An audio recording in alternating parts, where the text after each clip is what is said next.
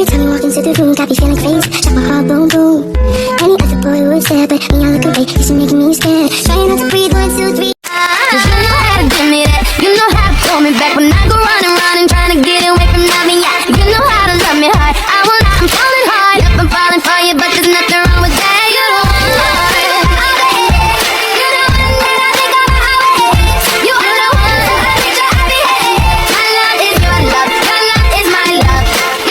Yang kelas saya guru ketua OSIS dengan pengurus-pengurus tiap kelas. Nanti di situ ketika ada pensi, ada informasi tentang lomba-lomba, di situ. Struktur sosial adalah cara atau sistem bagaimana masyarakat diorganisir atau disusun.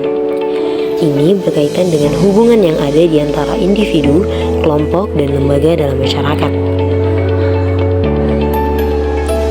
Struktur sosial menggambarkan bagaimana orang-orang dalam suatu masyarakat saling berinteraksi, bekerja sama, dan menjalankan peran serta fungsi mereka masing-masing. Misalnya, dalam sebuah keluarga ada orang tua, anak, dan saudara yang memiliki peran tertentu. Orang tua memiliki tanggung jawab memberi pengasuhan dan pendidikan kepada anak, sementara anak memiliki peran untuk belajar dan mengikuti aturan yang ada di rumah.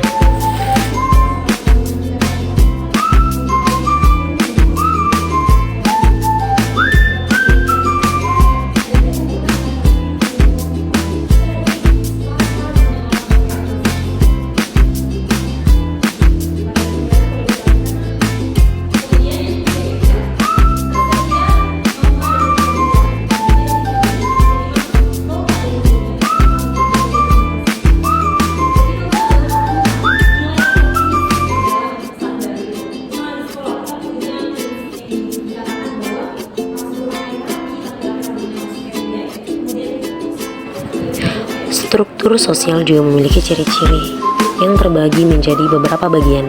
Yang pertama, tersusun secara hierarkis, yang dimana struktur sosial disusun dalam tingkatan atau lapisan yang berbeda. Ada hubungan antar individu dan juga kelompok.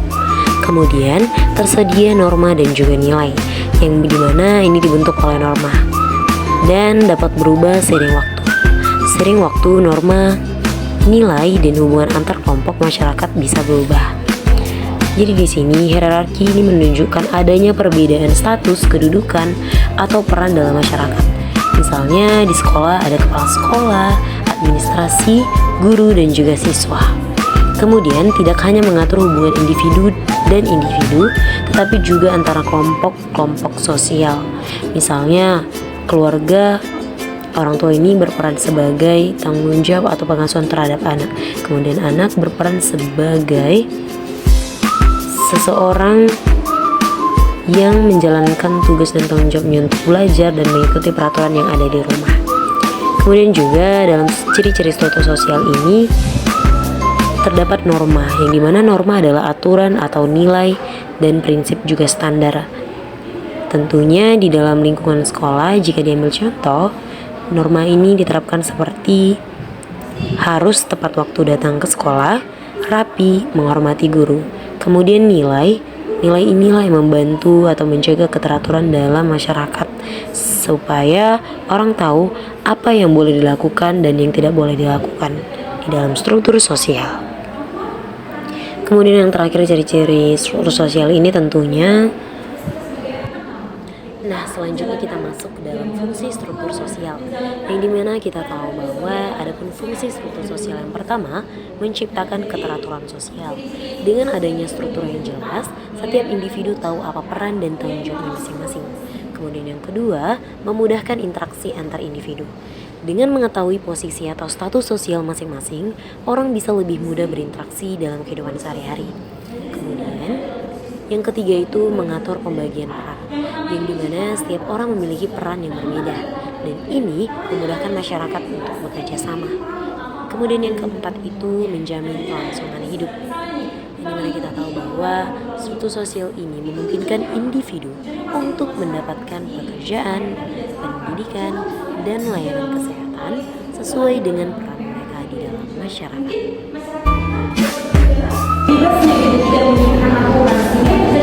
Ada yang mungkin muncul dalam rumah, ada yang makan, ada yang tanpa makan.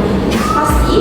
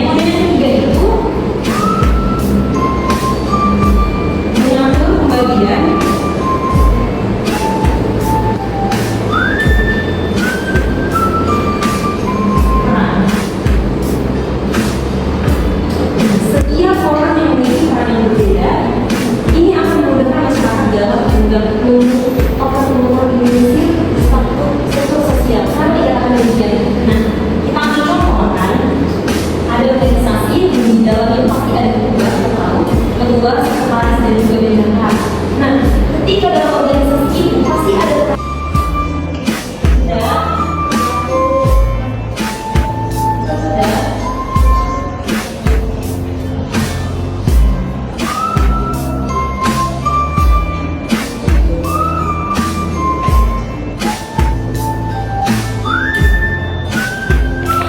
Selanjutnya, selain ciri-ciri dan fungsi struktur sosial, ada pun bagian-bagian dari struktur sosial. Yang pertama itu adanya kelompok sosial, yang dimana kita tahu bahwa kelompok sosial itu merupakan sekumpulan individu yang memiliki hubungan atau kepentingan yang sama. Kemudian yang kedua itu, pasti di dalam struktur sosial memiliki status sosial, yang dimana kita tahu status sosial itu adalah kedudukan seseorang dalam struktur sosial yang lebih besar. Dan yang ketiga, peran sosial. Di dalam ruang lingkup masyarakat, pasti ada yang namanya peran sosial. Di dalam peran sosial ini adalah suatu harapan atau tugas yang harus dijalankan oleh seseorang berdasarkan status sosialnya. Kemudian, selanjutnya yaitu norma sosial. Jadi dalam unsur-unsur struktur sosial ini terdapat norma sosial, yang dimana aturan yang ada dalam masyarakat yang mengatur bagaimana orang harus berperilaku. Dan yang terakhir itu adalah institusi sosial. Di dalam institusi sosial ini bisa mencakup organisasi atau lembaga yang ada dalam masyarakat untuk memenuhi kebutuhan sosialnya.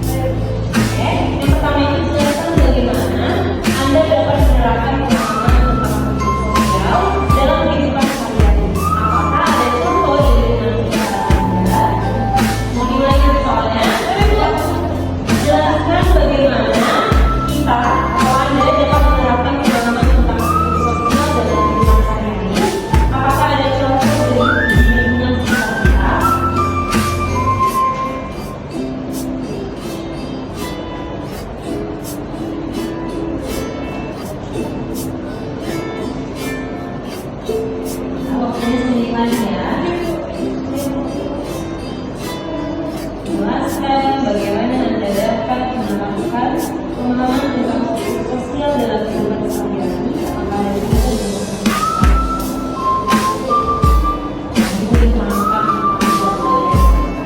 sebenarnya ada di sini. Ya udah, oke, lanjut kita yang kedua. Bukan belum.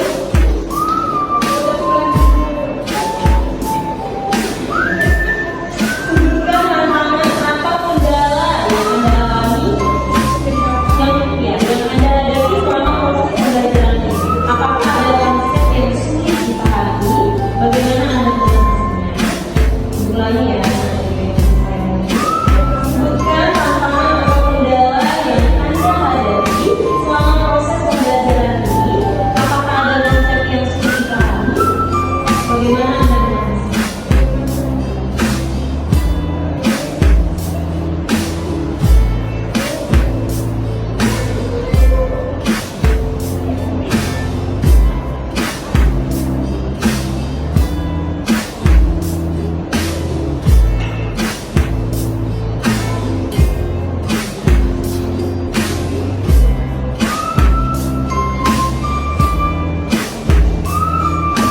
Sudah? Oke, soal yang terakhir, tuliskan hal-hal penting yang Anda pelajari tentang sosial dalam hidup ini. Misalnya bahasa, hanya panjang, yang laki-laki rambutnya nggak boleh panjang, perempuan juga pakai bajunya yang sopan gitu, yang perempuan nangis juga harus memakai kostum itu, rambutnya juga harus diikat gitu. Jadi sebenarnya dalam sekolah itu punya norma gitu. Dan kalau misalnya berbicara dengan nilai itu bisa kita lihat dari kejujuran dari anak-anak murid gitu. Misalnya bagaimana dia mengerjakan tugas individu, apakah dia di konteks bertanya ke lingkungannya, atau dalam membentuk kelompok. Dan kelompok itu dia sudah berdiskusi besar atau tidak. Dari situ saya bisa lihat antara nilai dan norma itu sebenarnya berbeda. Nah kemudian praktik itu ada di sosial. Jadi di sini dalam institusi sosial ini adalah suatu lembaga atau organisasi yang ada di dalam masyarakat untuk memenuhi kebutuhan sosial.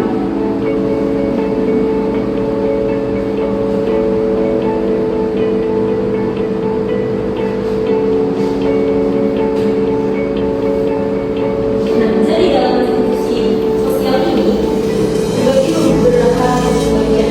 Yang pertama itu ada institusi keluarga. Dimana kita tahu bahwa keluarga adalah tempat awal anak-anak itu menerima pendidikan.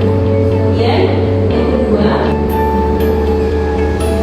itu ada yang namanya institusi ekonomi. Dimana dalam institusi ekonomi ini ada distribusi, produksi dan juga konsumsi. Dan yang ketiga itu ada politik. Nah, jadi sebenarnya dalam politik ini adalah mengelola kekuasaan dan juga pemerintahan dalam politik masyarakat. Kita bisa lihat di mata pelajaran kita yang PPS kan. Kemudian ada juga agama.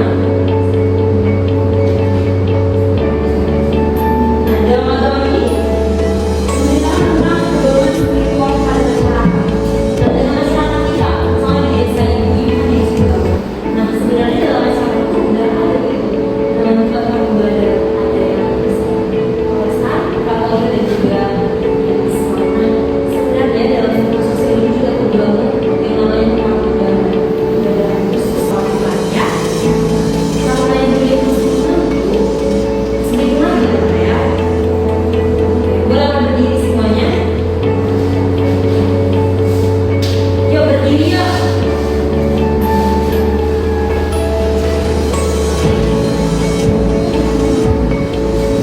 Oke. Nanti kalau yang bilang hijau itu diri, hitam itu duduk. Oke? Hijau apa? Hijau diri. Hitam duduk. Oke. Hitam. Yang nambah baju depan ya. Hijau, hijau, hijau, hitam, hijau, hitam, hijau.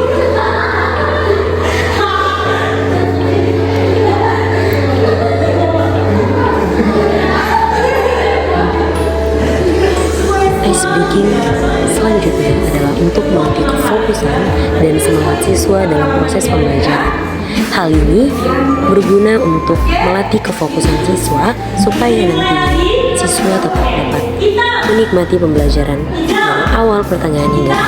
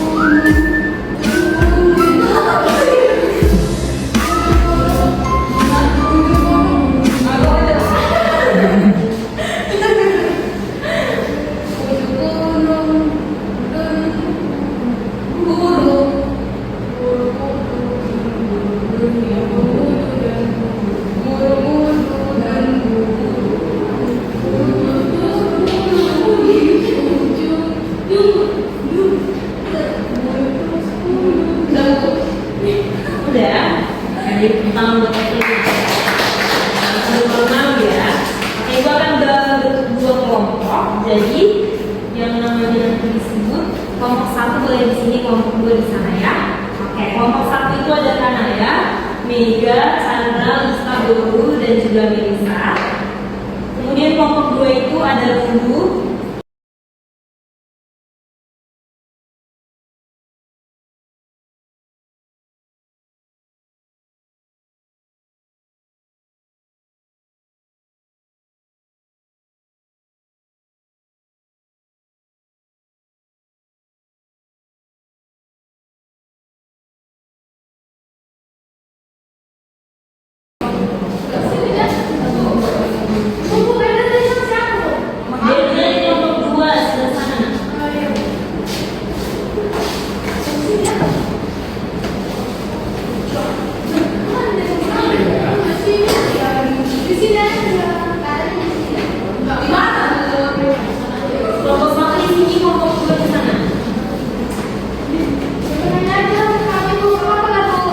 langkah selanjutnya yaitu pembentukan kelompok diskusi, yang dimana di sini guru memberikan suatu media gambaran untuk setiap kelompok dapat memecahkan masalah apa kira-kira yang terkandung di dalam gambar yang diberikan.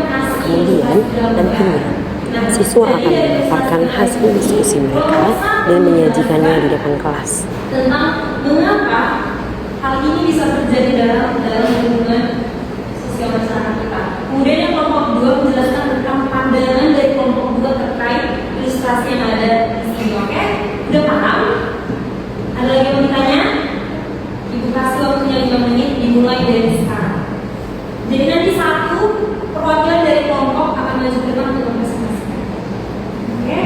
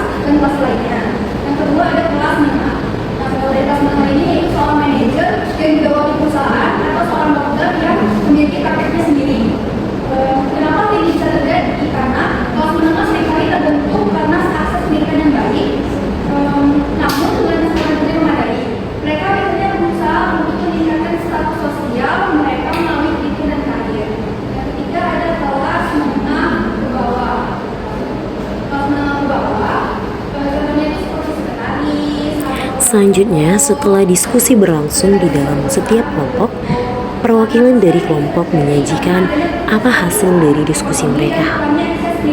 Hal ini tentunya akan membuka bagaimana cara pandang siswa terhadap suatu permasalahan yang telah diberikan melalui media, dan itu akan melatih mereka berpikir secara lebih kritis lagi.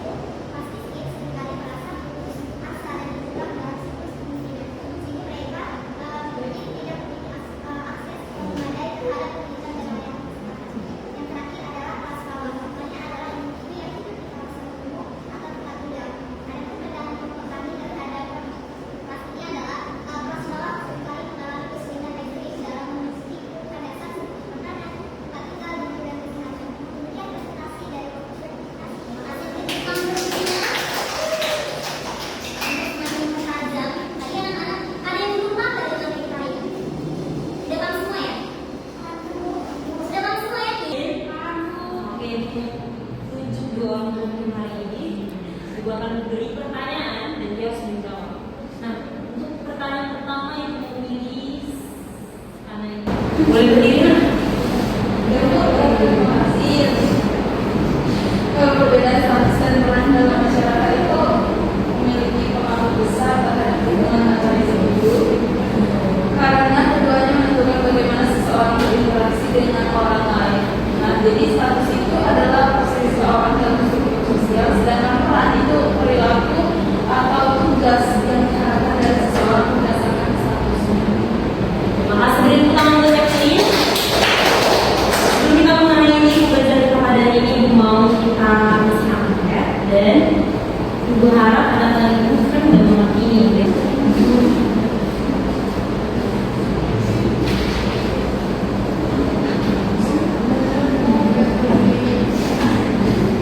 Udah bagi semua kertasnya. Langsung saja soal pertama jelaskan filosofi wisata. Nah, jadi setelah Ibu bacakan, maka Ibu langsung jawab aja. Oke, yang pertama itu jelaskan bagaimana Anda dapat menerapkan pemahaman tentang struktur sosial dalam kehidupan sehari-hari. Apakah ada contoh di lingkungan sekitar Anda? Mau dimulai lagi soalnya? Jelaskan bagaimana kita atau Anda dapat menerapkan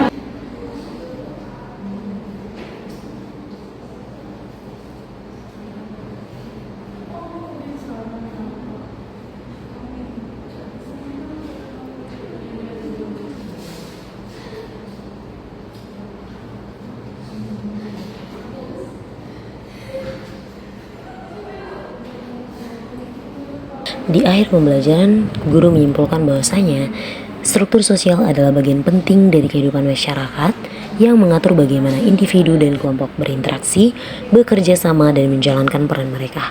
Dengan adanya struktur sosial, masyarakat bisa berjalan dengan tertib dan juga teratur. Kita berdoa menurut kepercayaan kita masing-masing. Berdoa dimulai.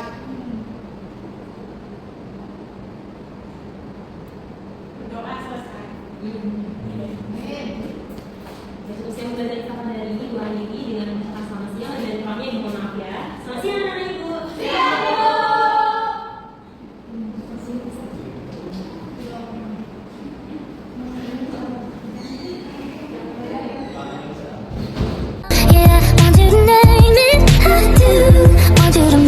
be yours.